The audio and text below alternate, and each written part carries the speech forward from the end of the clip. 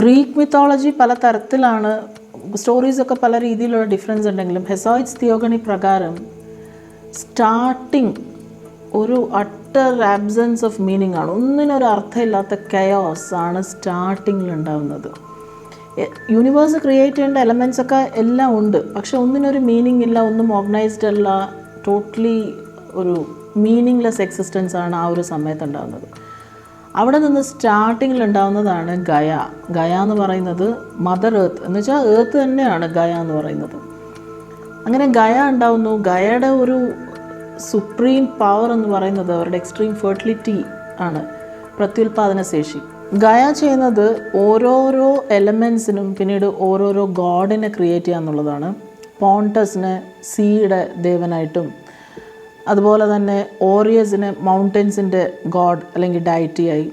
പിന്നീട് ക്രിയേറ്റ് ചെയ്യുന്നതാണ് ഒരു സുപ്രീം പവർ എന്ന് പറയുന്ന യുറാനസ്. യുറാനസിന് ഭയങ്കരമായ ഒരു ഹെവൻ്റെ ഗോഡായിട്ടാണ് യുറാനസിനെ ക്രിയേറ്റ് ചെയ്യുന്നത്.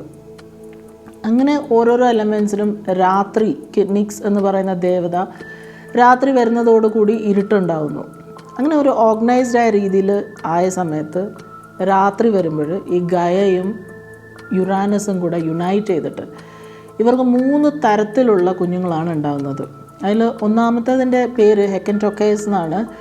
100 ഹാൻഡ്സ്, 100 കൈകളും 50 തലകളും ഉള്ള ഒരു വിചിത്ര ജീവിയാണ് ഈ ഹെക്കൻറ്റോക്കേസ് എന്ന് പറയുന്നത്.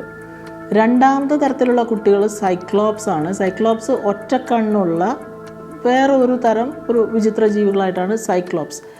തേർഡ് ടൈപ്പ് ഓഫ് കുഞ്ഞുങ്ങളെന്ന് പറയുന്നത് the Titans, the mighty Titans എന്ന് വിളിക്കും. 12 പേരാണ് അതിലുള്ളത്, 6 ആണും 6 പെണ്ണും.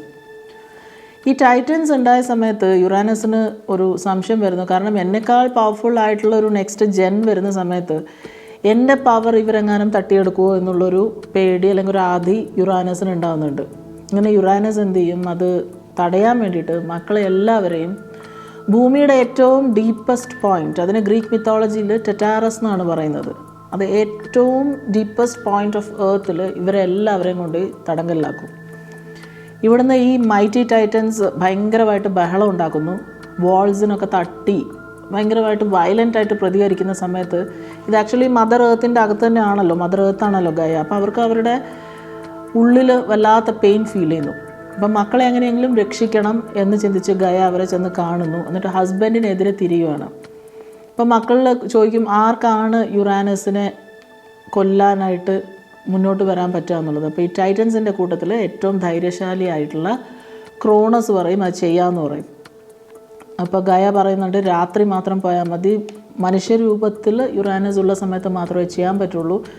അതുപോലെ തന്നെ ഒരു പ്രത്യേക തരത്തിലുള്ള ഡയമണ്ട് സിക്കിൾ ക്രോണസിനെ ഗയ ഏൽപ്പിക്കുന്നു.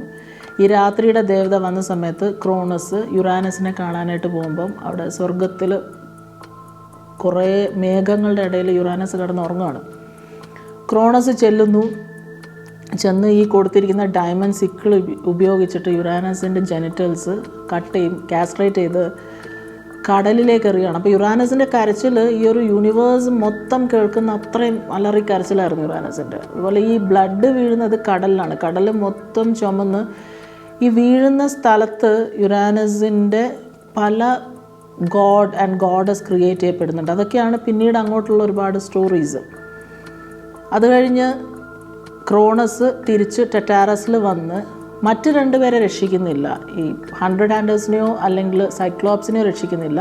മറ്റ് ടൈറ്റൻസിലുള്ള 11 പേരെ, ഒപ്പമുള്ള 11 പേരെ ടെറ്റാറസിൽ നിന്ന് രക്ഷപ്പെടുത്തുന്നു. ആ സമയത്ത് യുറാനസ് ക്രോണസിൻ്റെ അടുത്ത് വന്ന് പറയും, എങ്ങനെയാണോ നീ എന്നെ കൊന്നത് അതുപോലെ തന്നെ നിനക്ക് നിൻ്റെ മക്കൾ വഴി നിൻ്റെ ഒരു സുപ്രീമസിയും നഷ്ടപ്പെടും എന്നുള്ളത്.